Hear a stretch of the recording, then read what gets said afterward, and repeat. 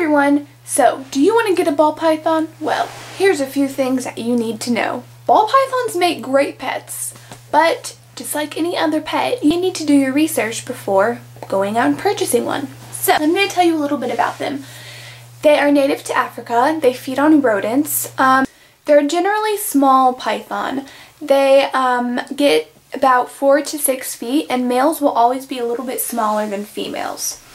And I don't know if you'll be able to see, but I have a ball python back here. This is my cage for him.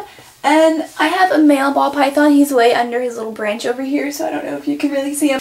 Just like any other snakes, ball pythons eat rodents. The proper food to give them that will give them all the nutrition that they need are mice. They give them calcium from the bones and just all this great stuff.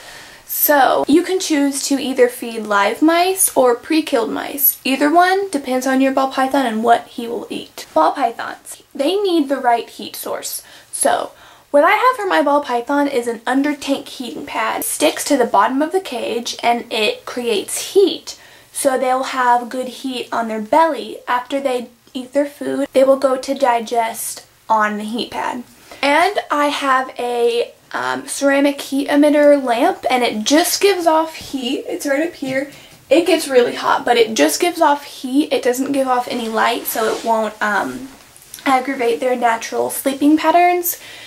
And I need both of those to keep my heat up. Their heat needs to be at least 80 degrees, and their humidity can be between 40 and 60%. And ball pythons are known to be a little finicky when eating.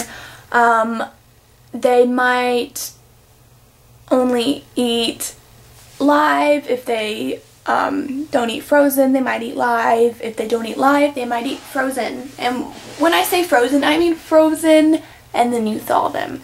They sell frozen rodents at the pet store, and then you thaw them out and wiggle it in front of your snake and heat. And they eat about once a week, but they can even go like a month without eating, but I don't recommend you do that purposely. They need to be fed about once a week. That would be the proper thing to do. And if they don't eat, don't worry about it. Sometimes they don't eat. They can be finicky like that with eating. Since ball pythons get between 4 and 6 feet, they need a big cage. Now, something with ball pythons is they like to be in a really compact, tight space. So you should always provide a little hidey hole for them. And, you know, you can see them in pet stores. They're just like little logs with a hole so they can go in them and hide. The snake, when it's a baby, it would, like if it's a baby, it would prefer maybe a 10-gallon tank. But if your snake is an adult, I would go with about a 20-gallon, and I don't think that you need to go any bigger because they really do like to stay in small spaces. Also, their behavior. They are very, very, very nice snakes to have. These snakes tolerate humans very well. It depends what kinds you get, if you got it wild caught or not.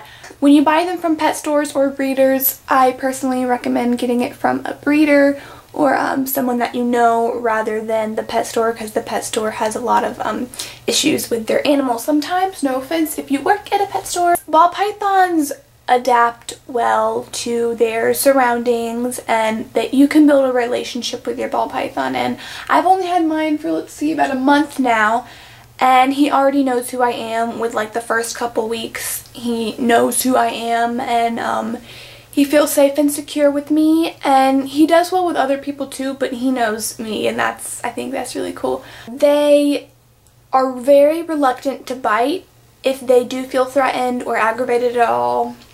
They will curl up in a ball, hence the name ball python, and they will hide their head in the middle of their coils, and just like go into a ball.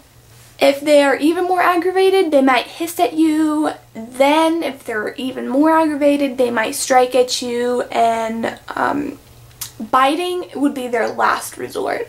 I've had my snake for a long time, for like about a month, and he's never tried to bite me.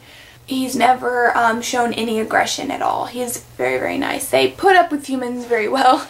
You can handle your snake very often.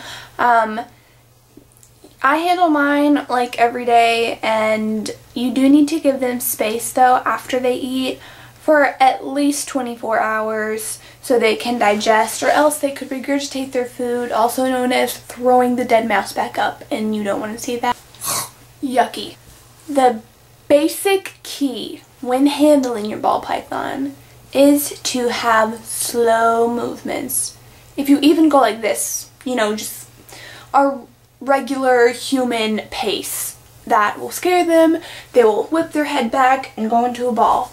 And in order to get your snake to really trust you and feel comfortable with you, I really recommend moving slow. Don't try to pet it on its head because they're very head shy. They do not like their head touched. Occasionally you can get by with touching their head when they don't know that it's you actually petting their head.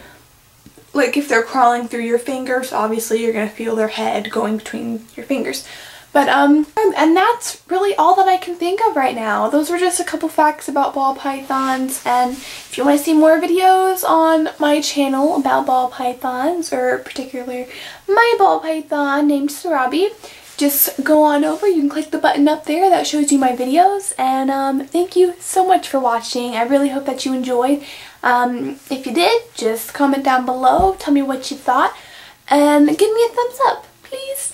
And thank you. So I'll see you in the next video. Thank you for watching. Sharing Sarabi.